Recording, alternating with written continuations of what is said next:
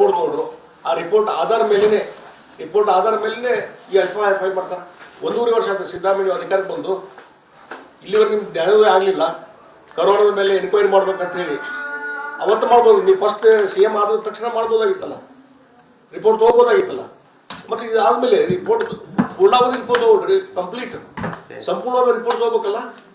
ಅದು ಬಿಟ್ಟು ಈಗ ಒಂದು ಇಂಟೀರಿಯಂ ರಿಪೋರ್ಟ್ ಮೇಲೆ ನೀವು ಇದು ಮಾಡ್ತಿದ್ರೆ ಅಂತಂದ್ರೆ ಒಂದು ಟಾರ್ಗೆಟ್ ಇಟ್ಟು ಮಾಡ್ತಾ ಇದ್ರು. ಇಸ್ರೇಲ್ ಹಮಾಸ್ ಯುದ್ಧದಲ್ಲಿ ಪ್ಯಾಲೆಸ್ಟೈನ್ ಮಾಡಲಿಕ್ಕೆ ಬ್ಯಾಗ್ ಮೇಲೆ ಸರ್ಕೊಂಡ್ಬರೋದು ಸೌಲಭ್ಯ ಎಷ್ಟು ಸರಿ ಪ್ರಿಯಾಂಕಾ? ನೋಡ್ರಿ, ಇದು ಅಲ್ಪಸಂಖ್ಯಾತ ತುಷ್ಟೀಕರಣ ಟೂ ಮಚ್ ಆಗಿದೆ ಕಾಂಗ್ರೆಸ್, ಟೂ ಮಚ್. ಬಹುಶಃ ಮುಸ್ಲಿಂ ಸಮಾಜ ನಿಮಗೂ ಓಟ್ ಆಗ್ತೇವೆ ಅಂದ್ರು ಕೇಳೋಲ್ರು ಅವರು. ಇನ್ನೂ ಸ್ವಲ್ಪ ತುಷ್ಟೀಕರಣ ಮಾಡೋದು ಬೆಳಗಿನ ಸಾಯಂಕಾಲ. ಅಂದ್ರೆ ತುಷ್ಟೀಕರಣ ಟೂ ಮಚ್ ಅಂತಾರಲ್ಲ, ಟೂ ಮಚ್ ತುಷ್ಟೀಕರಣ ಆಗಿದ್ರಿಂದ ಇವತ್ತು ಪಾಲಿಸ್ತೀನದ್ದು ಬ್ಯಾಗ್ ಹಾಕೊಂಡು ಬರ್ತಾರೆ. ಇನ್ನು ಬಹುಶಃ ಮುಸಲ್ಮಾನರು ಯಾವಾಗಲೂ ಬೆಳಗಿನ ಸಾಯಂಕಾಲ ತಮ್ಮ ಆಜುಬಾಜು ಇಟ್ಕೊಂಡು ಬರ್ಬೋದು. ಆ ರೀತಿ ಪರಿಸ್ಥಿತಿ ನಿರ್ಮಾಣ ಆಗಿದೆ. ಅಮಿತ್ ಶಾ ಸ್ಟೇಟ್ಮೆಂಟ್ನ ಸಾಕಷ್ಟು ನೋಡಿ, ಅಮಿತ್ ಶಾ ಅವ್ರದ್ದು ಎಲ್ಲ ನಾನು ನೋಡಿದ್ದೀನಿ ಫ್ರಾಮ್ ಬಿಗಿನಿಂಗ್ ಇಂದ ಲಾಸ್ಟ್ ವರ್ಗೆ.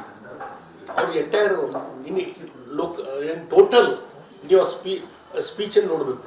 ಅದು ಬಿಟ್ಟು ಯಾವುದೋ ಒಂದು ಸೆಂಟೆನ್ಸ್ ಅಂತ ಹೇಳಿದ್ರೆ ಅದನ್ನು ನೀವು ತಗೊಳ್ಳೋದು, ಅದನ್ನ ಸರಿಯಾದಂಥ ಇಂಟರ್ಪ್ರಿಟೇಷನ್ ಮಾಡಲಾರ್ದೇ ಇವತ್ತು ಆಪಾದನೆ ಮಾಡುವಂಥದ್ದು. ಮತ್ತು ಅಂಬೇಡ್ಕರ್ಗೆ ಏನು ಅವ್ರಿಗೆ ಅಪಮಾನ ಮಾಡಿದರು, 2 ಸಲ ಇಲೆಕ್ಷನ್ನಲ್ಲಿ ಸೋಲಿಸಿದ್ರು. ಅದಕ್ಕೆ ಮೂಲಭೂತ ಕಾರಣ ಕಾಂಗ್ರೆಸ್.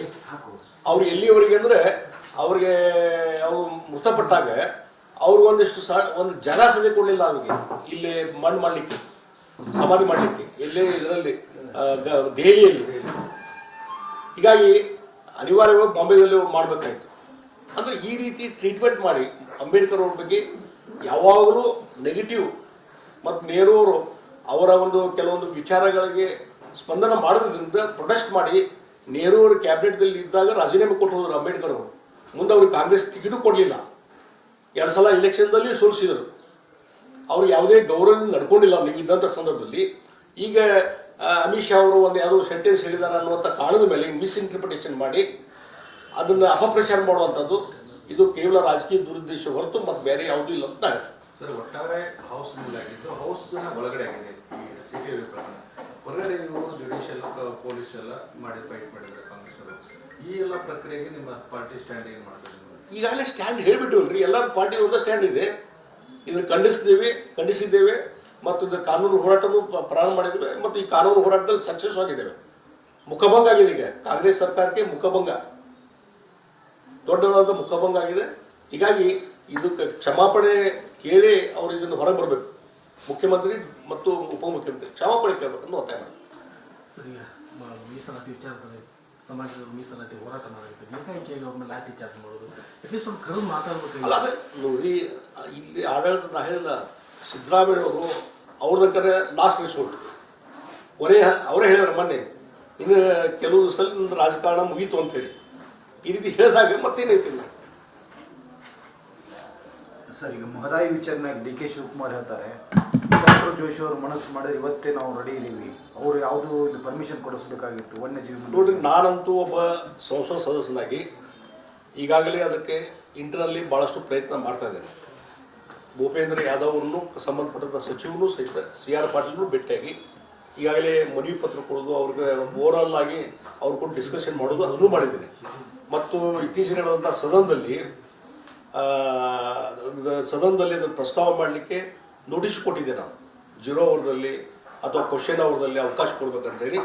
ಈ ಗೊಂದಲದ ನಡುವೆ ಯಾವಾಗ ನಮ್ಮದೊಂದು ಕ್ವಶನ್ ಬಂದಿತ್ತು, 0 ಅವರ್ನಲ್ಲಿ ಬಂದಿತ್ತು ಮಹದಾಯಿ ವಿಚಾರವಾಗಿ, ಆ ಸಂದರ್ಭದಲ್ಲಿ ಅಡ್ಜರ್ನ್ಮೆಂಟ್ ಆಯಿತು ಈ ಕಾಂಗ್ರೆಸ್ಸಿನ ಗದ್ದಲದಿಂದ. ಹೀಗಾಗಿ ಅಲ್ಲಿ ಪ್ರಸ್ತಾವನೆ ಮಾಡಲಿಕ್ಕೆ ನಂಗೆ ಅವಕಾಶ ಸಿಗಲಿಲ್ಲ. ಅದಕ್ಕಾಗಿ ಬರುವಂಥ ದಿವಸಗಳಲ್ಲಿ ಇನ್ನು ನಂದು ವೈಯಕ್ತಿಕವಾಗಿ ಮತ್ತು ಸಾಂಘಿಕವಾಗಿ ಈ ಭಾಗದ ಎಲ್ಲ ಸಂಸದರನ್ನು ಕರ್ಕೊಂಡು, ಈ ಕಡೆ ಬೊಮ್ಮಾಯಿ ಇದ್ದಾರೆ, ಈ ಕಡೆ ಜೋಶಿ ಅವರು, ಯೂನಿಯನ್ ಮಿನಿಸ್ಟ್ರು ಎಲ್ಲರೂ ಕರ್ಕೊಂಡು ಆ ಪ್ರಯತ್ನ ನಾನು ಮುಂದುವರಿಸ್ತೀನಿ. ಮತ್ತು ಕೇಂದ್ರ ಸರ್ಕಾರದಿಂದ ಏನು ಕ್ಲಿಯರೆನ್ಸ್ ಆಗಬೇಕು ಅದಕ್ಕೆಲ್ಲ ಪಾಸಿಟಿವ್ ಪ್ರಯತ್ನ ನಾ ಮಾಡಕ್ಕೆ.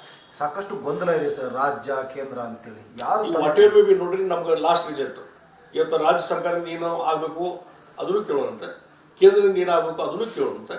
ಕೇಳಿ ಮತ್ತೆ ಇದಕ್ಕೊಂದು ಕ್ಲಿಯರೆನ್ಸ್ ಸಿಗೋ ಪ್ರಯತ್ನ ನಾನು ಮುಂದುವರೆದ. ಈ ಸಂಪುಟಕ್ಕೆ ಸರ್ವಪಕ್ಷಗಳ ಸಭೆ ಕರೆದು ಏನಾದ್ರು ಸಭೆಗೆ ಮಾಡಿ ಸರ್ವಪಕ್ಷದ ಬೇಕಾಗಿಲ್ಲ ಇದಕ್ಕೆ. ಅಲ್ಲಿ ಟೆಕ್ನಿಕಲಿ ಕೆಲವೊಂದು ಕಮಿಟಿ ಇವು ಕ್ಲಿಯರೆನ್ಸ್ ಬೇಕಾಯ್ತು. ಫಾರೆಸ್ಟ್ ಡಿಪಾರ್ಟ್ಮೆಂಟದ್ದು ಆಮೇಲೆ ಮತ್ತು ಇದ್ರದ್ದು ಪರಿಸರದ್ದು ಅವ್ರು ಅಲ್ಲಿ ಆ ಡಿಪಾರ್ಟ್ಮೆಂಟಿಗೆ ಪರ್ಮಿಷನ್ ತೊಗೋಬೇಕಷ್ಟೇ. ಸರ್, ಈಗ ಮಹಿಳೆಯರು ನಿನ್ನೆ ಮೊನ್ನೆ ಮಹಿಳೆ ಬಗ್ಗೆ ಸಾಕಷ್ಟು ಶಬ್ದ ಆಯ್ತು ಸರ್. ಇದೇ ಹುಬ್ಬಳ್ಳಿಯಲ್ಲಿ ಒಬ್ಬ ಇನ್ಸ್ಪೆಕ್ಟ್ರು ಮಹಿಳೆಗೆ ಲೈಂಗಿಕ ಕಿರುಕುಳ ಕೊಡ್ತಾರಂತೆ, ಮಗಳ ಪತ್ರ ಬರೆದಿದ್ದಾರೆ. ಯಾರೊಬ್ಬರು ಸಹ ಇದ್ರ ಬಗ್ಗೆ ಮಾತಾಡ್ತಾರೆ. ಕಮಿಷನರ್ ಸರ್ಕಾರ, ರಾಜ್ಯ ಸರ್ಕಾರ ಅಡ್ಮಿನಿಸ್ಟ್ರೇಷನ್ ಕಂಪ್ಲೀಟ್ ಕೊಲಾಪ್ಸ್ ಆಗಿದೆ. ಕಾನೂನು ಸುವ್ಯವಸ್ಥೆ ಹದಗೆಟ್ಟು ಹೋಗಿದೆ. ಹೋಮ್ ಮಿನಿಸ್ಟ್ರು ಅವರು ತಮ್ಮದೇ ಆದ ಲೆವೆಲಲ್ಲಿ ಸ್ಟೇಟ್ಮೆಂಟ್ ಕೊಡ್ಕೊಂಡಿರ್ತಾರೆ. ಮುಖ್ಯಮಂತ್ರಿಗಳು ಈಗಾಗಲೇ ಈ ಎಂಜಾಯ್ಡ್ ದ ಪವರ್ 5 ವರ್ಷ ಆಗಿದೆ, ಈಗ 1.5 ವರ್ಷ ಆಯಿತು. ಇನ್ನು ಆದಷ್ಟು 5 ವರ್ಷ ಕಂಪ್ಲೀಟ್ ಮಾಡಲಿಕ್ಕೆ ಏನೇನು ಪ್ರಯತ್ನ ಮಾಡಬೇಕು ಅದು ಪ್ರಯತ್ನ ಮಾಡ್ತಿದ್ದಾರೆ. DK ಶಿವಕುಮಾರ್ ಅವ್ರು ಇಳಿಸ್ಲಿಕ್ಕೆ ಏನು ಪ್ರಯತ್ನ ಮಾಡಬೇಕು ಅವರು ಅದನ್ನು ಪ್ರಯತ್ನ ಮಾಡ್ತಾ ಇದ್ದಾರೆ. ಹೀಗಾಗಿ ಇಂಟರ್ನಲ್ ಏನು ಗೊಂದಲ ಇದೆಯಲ್ಲ ಅದರ ಪರಿಣಾಮಗಳು ಇವೆಲ್ಲ. ಮತ್ತು ಇದ್ರ ಜೊತೆಗೆ ಮುಖ್ಯಮಂತ್ರಿಗಳು ಬಂದಂಥ ಮೂಡಾ ಸ್ಕ್ಯಾಮು ಮತ್ತು ವಾಲ್ಮೀಕಿ ಸ್ಕ್ಯಾಮು ಇದೆಲ್ಲ ಕಾರಣದ ಸಲುವಾಗಿ ಇವತ್ತು ಗೊಂದಲದಲ್ಲಿ ಕಾಂಗ್ರೆಸ್ನವರು ಗೊಂದಲದಲ್ಲಿದ್ದಾರೆ. ಮತ್ತು ಆಡಳಿತ ವ್ಯವಸ್ಥೆ ಹದಗೆಟ್ಟು ಹೋಗಿದ್ದಷ್ಟೇ ಅಲ್ಲ, ಯಾವುದೇ ಅಭಿವೃದ್ಧಿ ಪರವಾದಂಥ ಕೆಲಸ ಕಾರ್ಯಗಳು ಕರ್ನಾಟಕದಲ್ಲಿ ನಡೀತಾ ಇಲ್ಲ. ಕಾಂಗ್ರೆಸ್ಸಿನ ಶಾಸಕರೇ ಇವತ್ತು ಓಪನ್ ಆಗಿ ಸ್ಟೇಟ್ಮೆಂಟ್ ಕೊಡ್ತಾ ಇದ್ದಾರೆ, ಈ ಸರ್ಕಾರದ ವಿರುದ್ಧ ಯಾವುದೇ ಕೆಲಸಗಳು ಆಗ್ತಾ ಇಲ್ಲ ಅನ್ನೋಂಥದ್ದು. ಇದು ನಿಜ ಸ್ಥಿತಿ.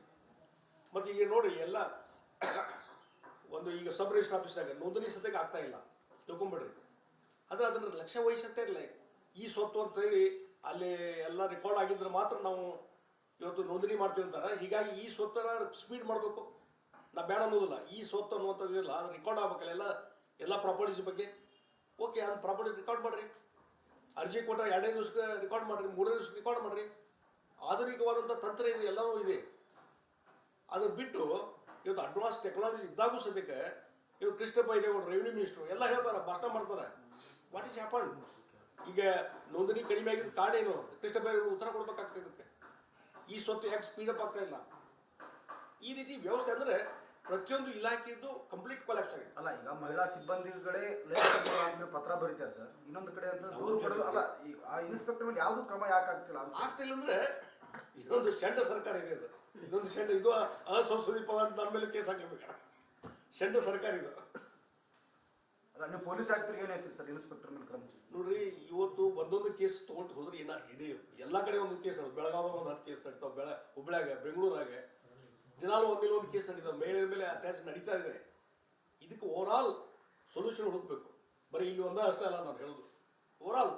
ಸರ್, ಇದು ಯಾವ ವಿಚಾರದಲ್ಲಿ ಕೇಂದ್ರ ಸರ್ಕಾರ ಅಲ್ಲ, ಎಲ್ಲ ವಿಚಾರದಾಗಿ ಅಡ್ಮಿಷನ್ ಕಂಪ್ಲೀಟ್ ಕೊಲಾಪ್ಸ್ ಆಗಿದೆ. ಎಲ್ಲ ವಿಚಾರದಲ್ಲಿ ಏನೋ ಮಾಡೋದೊಂದು ಪರಿಸ್ಥಿತಿ ಇದಕ್ಕೆ ಸೆಂಡ್ ಅಂತ ಹೇಳ್ತಾರೆ. ಗೃಹ ಸಚಿವರು ಹೇಳ್ತಾರೆ ಪೊಲೀಸರು ಮಾಡಿದ್ದು ಸರಿ ಇದೆ, ಎಲ್ಲ ಸರಿಯಾಗಿ ಆಗ್ತಾ ಇದೆ ಅಂತ ಹೇಳ್ತಾ ಇದ್ದಾರೆ ಬೆಂಗಳೂರಲ್ಲಿ. ಅದೇ ಅವ್ರು ಬರೀ ಆಫೀಸರ್ಸ್ ಮಾತು ಕೇಳ್ಕೊಂಡು ಹೇಳಿಕೆ ಕೊಡ್ಕೊಂಡು ಹೋದ್ರೆ ಹಣೆ ಬರ ಇಷ್ಟ ಆಗೋದು. ನೀವು ಈಗ ಫೀಲ್ಡಿಗೆ ಹೋಗಿ ಕೆಲಸ ಮಾಡಿರಿ. ಇವತ್ತು ಒಂದು ಸಬ್ ರಿಜಿಸ್ಟರ್ ಆಫೀಸ್ ವಿಸಿಟ್ ಮಾಡಿರಿ ಕೃಷ್ಣ ಬೈರೇಗೌಡರು, ನಿಮ್ಗೆ ಗುರ್ತಾಗ್ತದೆ. ಪತ್ರಿಕೆಯಲ್ಲಿ ಬರ್ತದೆ ನೋಂದಣಿ ಕಡಿಮೆ ಆಗ್ತಾ ಇದೆ ಅಂತ ಹೇಳಿ.